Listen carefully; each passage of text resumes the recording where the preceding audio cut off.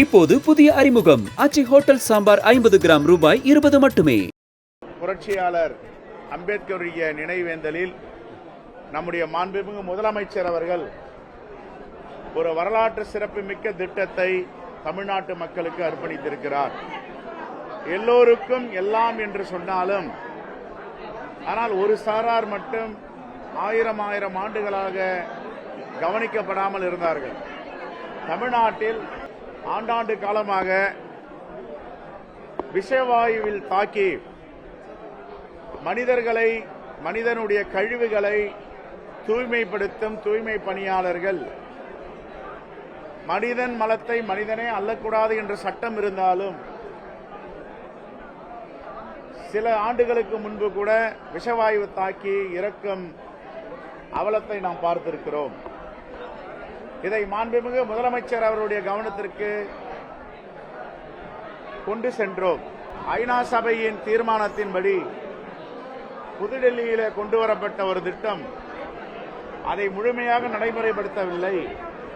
தி ஸ்கேவேஞ்சர் soldiers என்ற திட்டத்தை டிக்கி நிறுவனம் மூலமாக டெல்லியில அதை நடைமுறைப்படுத்த முயற்சி செய்து கொண்டிருக்கிறார்கள். அதற்கு முன்பாக தமிழ்நாட்டில் நாம் அதை நடைமுறைப்படுத்த வேண்டும். நவீன இயந்திரங்களோடு அவர்களுக்கு மானியத்தில் மிக நவீன வாகனங்களை லண்டனில் உள்ளது போல், அமெரிக்காவில் உள்ளது போல், உலக வல்லரசு நாடுகளில் உள்ளது போல் நாம் இதை மாற்றி அமைக்க வேண்டும்.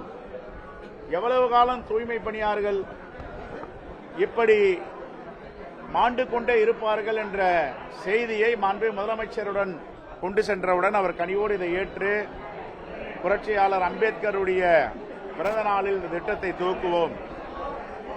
துவக்கி குறைந்தபட்சம் 1 ஆண்டுகளுக்கு மேலாகும். அதை புரட்சியாளர் அம்பேத்கருடைய நினைவு நாளில் நடைமுறைப்படுத்துவோம் என்று சொல்லி இன்று 213 வண்டிகளை விஷவாயுவில் தாக்கி இறந்த குடும்பங்களுக்கு அவர்களுடைய என்டர்பிரினர்ஷிப் மூலமாக அவர்களும் இந்த சமூகத்தில் ஒரு அங்கம், அவர்களும் தொழில் முதலீட்டாளர்கள், அவர்களும் இந்த தொழிலில் சிறப்பாக செய்வார்கள் என்று இந்த திட்டத்தை இன்று தமிழ்நாட்டிற்கு அர்ப்பணித்திருக்கிறார்.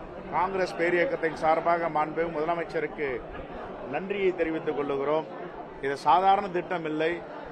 இந்தியாவில் எவ்வளவு பெரிய திட்டங்கள் கொண்டு வந்தாலும் தமிழ்நாட்டில் இன்று நடைமுறைப்படுத்தியிருக்கின்ற திட்டம்தான் உலகளவில் பேசப்படக்கூடிய திட்டம், விருதுகளை வாங்கக்கூடிய திட்டம். அப்படிப்பட்ட திட்டத்தை தூய்மை பணியாளர்களை இன்று அவருடைய வாழ்க்கை தரத்தை உயர்த்தி இனிமேல் கையில் யாரும் அதை தொடக்கூடாது, கழிவுநீரில் முழுகக்கூடாது என்ற அடிப்படையில் நவீன திட்டத்தை தமிழ்நாட்டிற்கு அர்ப்பணித்திருக்கிறார்.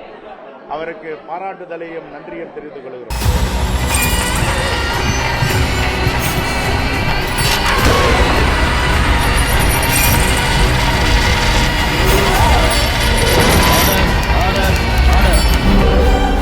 குற்றங்களின் மறுபரிமாணம் நிகழ்தகவு நமது நியூஸ் தமிழ் தொலைக்காட்சியில் விரைவில்.